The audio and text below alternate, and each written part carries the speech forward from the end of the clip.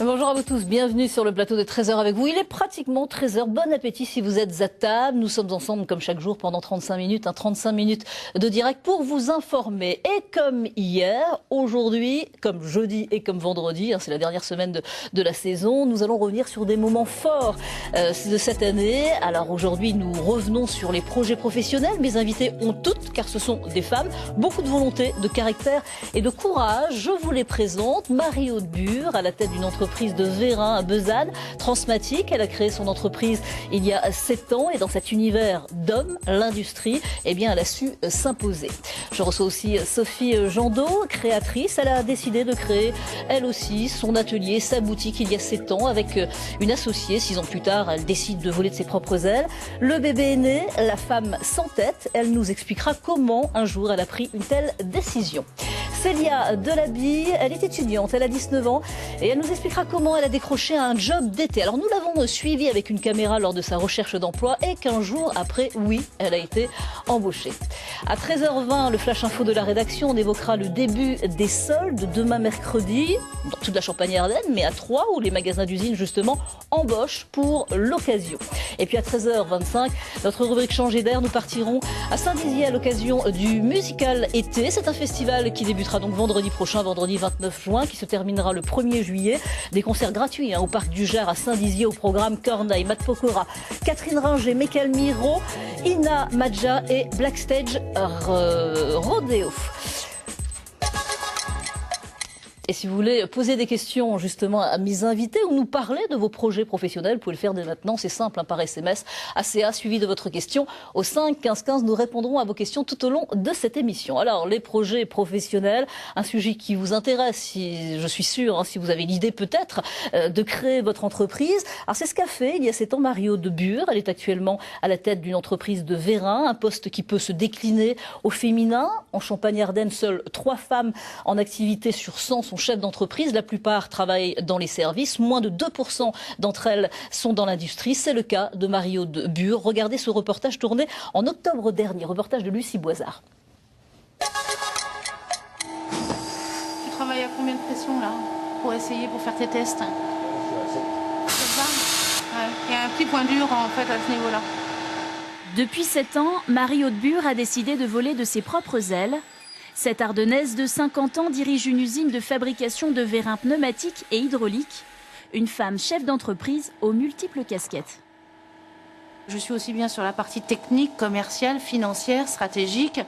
Je suis un peu l'homme d'orchestre, enfin la femme d'orchestre dans mon métier et je pense que c'est une obligation, quelle que soit, enfin surtout en fonction de la taille de l'entreprise. On n'est pas nombreux, donc on doit être partout, sur tous les fronts. Vernis à ongles et bleu de travail. Cette chef d'entreprise reste une femme jusqu'au bout des ongles. Un boucher, il sort pas avec sa blouse pleine de sang quand il va se balader. Moi, c'est pareil. Je travaille effectivement en bleu de travail et le soir, j'essaie d'être féminine. Donc les ongles, je peux pas me les faire toutes les heures, quoi. Donc, okay. Bon, on a compris. Faites voir vos ongles, Marie-Aude Bure. Bonjour. J'ai pas eu le temps de les faire aujourd'hui. Je suis désolée. Bon, alors Marie-Aude, bonjour. On l'a vu dans ce reportage, de multiples casquettes. Vous faites un petit peu de tout. Vous êtes partout. C'est obligatoire. C'est obligatoire, oui. Tant que je n'aurai pas la taille nécessaire et requise pour pouvoir déléguer, je ne peux pas. Donc, alors, il faut être qualifié en vérin, mais il faut être aussi qualifié en finance. Il faut gérer, il faut commercial aussi. Ouais, vous allez... bien sûr. J'essaie, ça marche, visiblement, puisque je suis toujours là depuis, ça fait 8 ans maintenant. Là, en ce moment, on est en train effectivement de faire des achats pour changer un petit peu de domaine, puisqu'aujourd'hui, je travaille avec l'industrie. Et mon idée, c'est de travailler un peu avec le secteur agricole. Donc ça, c'est un projet. On en avait parlé quand dans le reportage, au mois d'octobre. Et donc ça, c'est un projet pour le mois de septembre. Oui, il est concrétisé. On a les fonds qu'il faut. Oseo nous suit. Nouvelle gamme de vérins. Nouvelle gamme de vérins. Donc nouveaux clients, évidemment. Oui, pour les tracteurs, pour les enjambeurs, pour la partie viticole et agricole. Donc pour moi, ça va être très bien, puisque aujourd'hui, c'est des pièces que je déclinais. Là, maintenant, je vais pouvoir les faire et on a effectivement beaucoup de demandes. Alors, dans le monde agricole, et donc, évidemment, il vous faut de nouvelles machines. Il faut des nouvelles machines. C'est un investissement de 30 000 € avec une embauche surtout qui m'intéresse, puisque je vais embaucher quelqu'un qui était au RSA, qui n'avait pas trouvé de job depuis qu'il est en âge de travailler, c'est-à-dire qu'il a 48 ans aujourd'hui. Et la façon dont il m'a reçu quand je lui ai dit que j'allais l'embaucher, ça a été un vrai bonheur, un vrai bonheur. Vraiment. Donc ça embauche à partir du mois de septembre. Oui. Donc les machines, évidemment, un investissement. Bah oui, important. c'est les robots semi-automatiques. Il y a un centre d'usinage qui est prévu, ça plutôt pour le mois de janvier. Mais là, le robot semi-automatique de soudure va me permettre en fait de pouvoir fabriquer les pièces à partir de septembre, parce que tout est prévu pour septembre. Voilà. Alors, et là, ça va être du matériel français, acheté pas loin de chez nous. Donc, alors là, les banques suivent. Quand il y a un projet comme ça, on le dit en pleine période de crise. Dans la mesure où elles connaissent en fait leur interlocuteur. Moi, elles me connaissent parce que ça fait longtemps que j'y suis, parce que je suis tous les mois avec elles. Donc c'est pour ça qu'aujourd'hui j'y arrive. Quoi. Que pouvez-vous donner comme conseil justement aux téléspectatrices et téléspectateurs qui nous regardent, s'ils ont envie de créer une entreprise, comment aussi dialoguer avec la banque? Comment négocier? C'est un dialogue de tous les... on négocie pas avec une banque. Je veux dire, c'est pas comme avec un client. Projet. Voilà, on a un projet. Ce projet, il est suivi, il est périn. Enfin, à mon sens. Donc c'est comme ça que moi j'ai réussi à avoir de très bonnes relations avec mes banques. Maintenant, on n'est pas à l'abri de. Enfin, je sais pas, je dois pas être unique quand même, parce que à chaque fois que je dis ça, tout le monde me regarde avec des grands yeux. Non, je pense que c'est un suivi de tous les jours et il faut surtout rien leur cacher. Hein. C'est un partenaire comme un autre. Voilà, il faut tout dire. Je pense. Voilà, exactement. Je pense. Alors, être une femme dans un milieu d'hommes et dans l'industrie, c'est jamais facile, c'est pas donné à tout le monde. Faut avoir du caractère. Oh, ben j'en ai, ah oui. Ça va. Non, je pense qu'il n'y a pas de féminin ou masculin. C'est vrai que c'est un métier d'homme. Bon, c'est quelque part, on a un plus par rapport aux autres parce que on nous regarde différemment. C'est une femme, donc c'est un peu, surtout quand on arrive à parler technique et puis en plus à défendre des projets qui permettent d'avancer. Alors, on a parlé des banques, on va reparler des banques avec Sophie Jandot. Bonjour. Vous êtes créatrice et il a fallu trouver une banque justement pour ouvrir même votre première boutique, votre premier atelier avec une associée. C'était il y a 7 ans. Est-ce que ça a été facile au tout début, il y a 7 ans, de trouver justement des financements, de trouver une banque? C'est jamais facile, on va dire. Après, c'est vrai qu'on avait un projet, on était pleine d'enthousiasme, donc on croyait à fond à notre projet. Donc c'est vrai que c'était plus facile à deux peut-être au début. Oui, évidemment, puisque chacune amène aussi un capital au départ. Donc on a l'impression que c'est moins, qu'il y a moins de risques seul. Alors, à deux que seul. Oui. Vous avez tenu donc 6 ans ensemble, les associés, et puis au bout de 6 ans, vous vous êtes dit bon, j'ai envie peut-être de vivre ma vie. Et comment est arrivée cette décision? Je pense que c'était une histoire qui a duré. C'était une jolie histoire et puis elle s'est terminée l'été dernier. Donc. Et vous avez enchaîné directement. Chacune a voulu continuer son chemin. On va regarder des images justement. C'est un reportage tourné donc par Sarah Nuiten, une des journalistes de 13h avec vous. C'était il y a quelques mois. Regardez. Hand in hand. You and me. Bijoux colorés, chapeaux, foulards bigarrés ou petits sacs, pour donner du relief à un look passe-partout, il y a les accessoires. Exemple avec Georgia, sa robe et son pull noir. Alors, on peut déjà lui mettre un joli sautoir pour égayer un peu sa robe noire. On peut aussi lui mettre un petit chapeau, ça donne une petite note un peu rétro à la silhouette.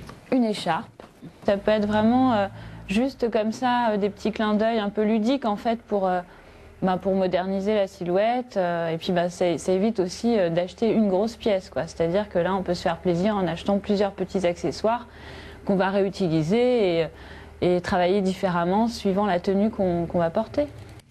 Alors ça, c'était un reportage pour une émission sur la customisation. Alors c'est important d'avoir de l'imagination et justement d'ajouter plein d'accessoires comme ça sur une tenue, sur une petite robe noire ou sur un pantalon. Et comme on l'a vu, c'était pantalon et chemisier ou pull noir. Ça, c'est important.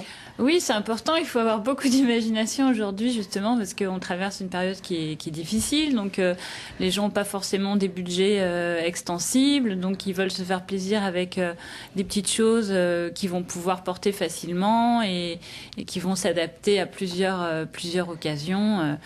Donc, si on n'a pas forcément le budget, on va s'acheter. Ça peut changer une robe, une juste ceinture, un accessoire, des bijoux.